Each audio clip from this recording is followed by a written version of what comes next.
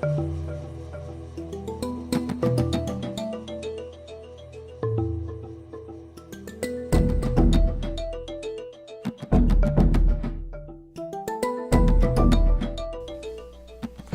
to the third video of Secrets of the Universe, Walking the Conscious Path with Steve Hasenberg. This episode is titled Earth Adventures Part 2.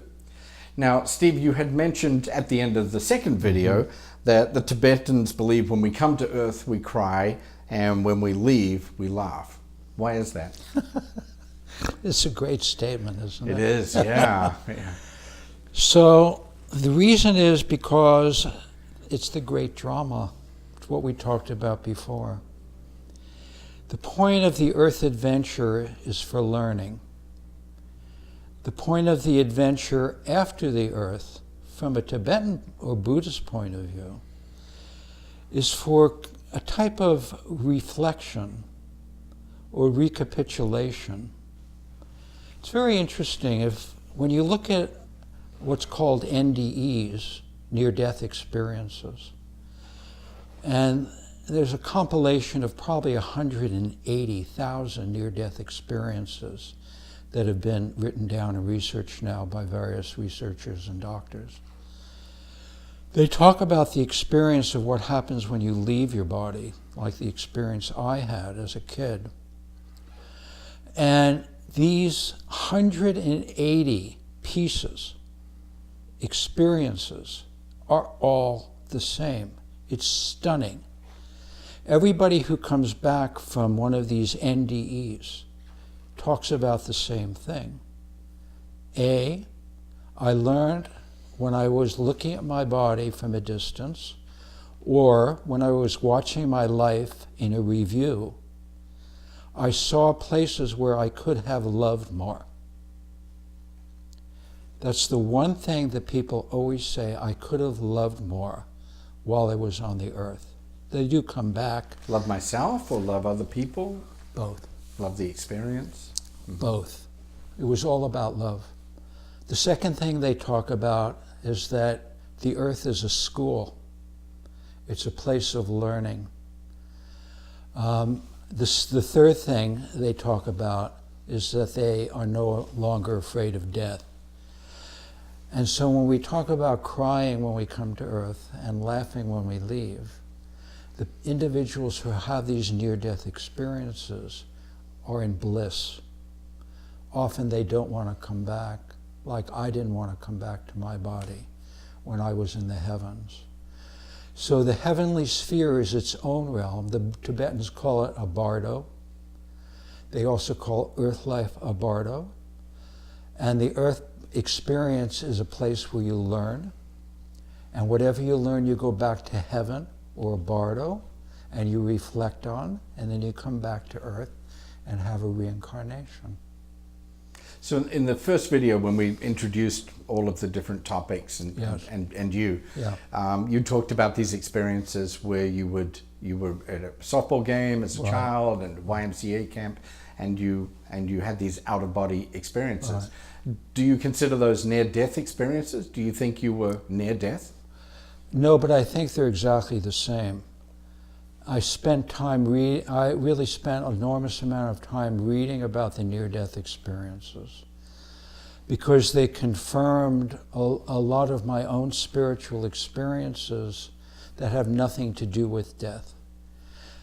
And what that means is that if you've been meditating a long time, you begin reaching places in yourself where you're free of your human personality, where you're free of your worries, where you're free of your fears, and you begin to live that way in life. The other thing I wanted to talk to you about in this series, so I'm going to bring it up, is that we live in a time of great divisiveness. As a psychologist, the way I look at that, the lens I look through, is that the human ego, the individuality, is at an extreme point. The more the ego is at an extreme point, fighting for its survival, the more we see everything as different or separate from ourselves. When we reach these deeper states of awareness or pure consciousness, there's a peace, there's a unification that one feels.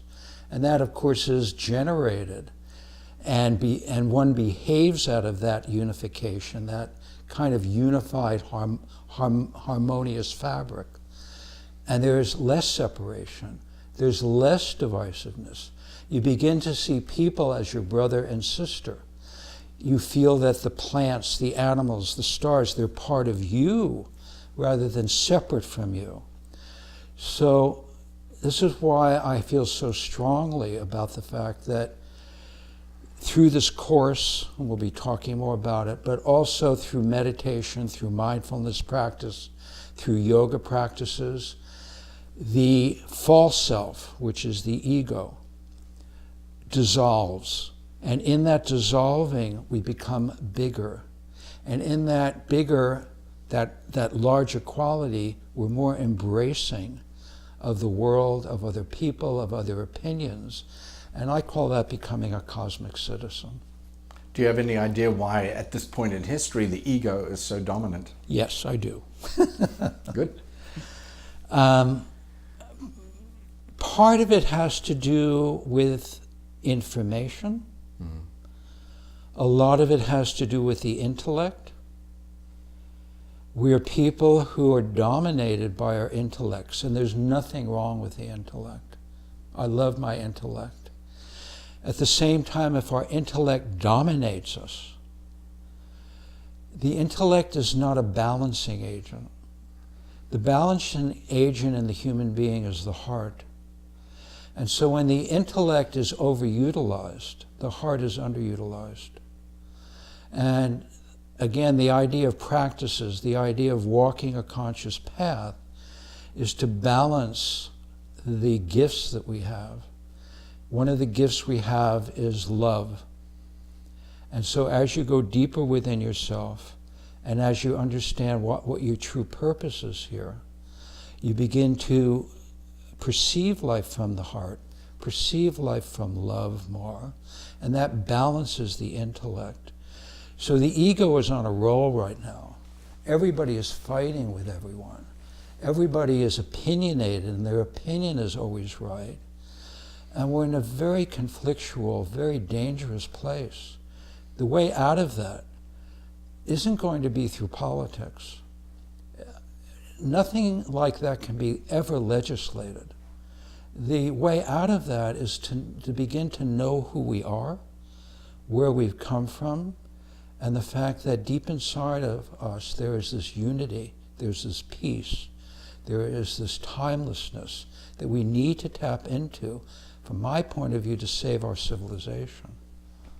You've talked a lot about, through the different videos, you've talked a lot about the fact that we are responsible for where we are. We have to learn something. Mm-hmm. And now we're in this time of great conflict and the ego dominating. Have we all put ourselves into this position where we have to now learn something? Yes. And do you expect that to be an easy path, a short path, a long path, or are we just going to find out when it's complete? Then we have to go back to Lenin. So Lenin said, it's taken me 20 years to create the socialistic culture, but it's going to take 200 to create the socialistic man. Which he never managed to do. Never did, never happened, right? We had the opportunity. Can we do it? Of course we can do it, but it starts with a commitment to ourselves to make a difference. First with us. We have to, the Buddhists have a great term. They said, learn how to be a good friend to yourself. And if you learn how to be a good friend to yourself, you automatically and naturally become friends with other people. The reason we're not good friends with ourselves is because, as I said before, so many of our thoughts are negative. We're self-punishing, we're self-critical, we're self-condemning. And if we're self-condemning, it's food for the ego, because we're putting ourselves down, and in order to be with other people and really receive them, we have to be empty. In order to listen, listening is an emptiness. And so if we're filled with thoughts, if our minds are racing, if we're trying to gather enough information, we're rushing past the moment into a future that really doesn't exist. We're going to carry ourselves with us.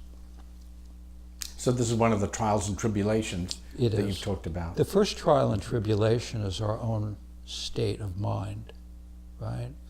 So we have to face ourselves first, do whatever work necessary, and then begin to, with whatever peace we can garner, whatever peace and freedom we can harvest, begin expressing that with the people around us. One other thing about this. Our essential nature is peace. Our essential nature is freedom. Our essential nature is love. And so when we leave the domination of the mind and we begin to open the heart, where we arrive is at this home inside of us. We, in a way, run around in a homeless state, and the whole pathway, the conscious pathway, is coming home to ourselves. What's in the fourth video? The fourth video is beautiful. It's called The Buddha's Last Fear. And I've studied Buddhism for years. And the Buddha's last fear is absolutely apropos to everybody's life, because he had to face the same issue, which was himself, because he was an enemy to himself rather than a friend. And that's why he didn't attain enlightenment until he faced his fears. You've been watching the third video in Secrets of the Universe, Walking the Conscious Path with Steve Hasenberg. Thank you for watching. I'm Greg Agnew.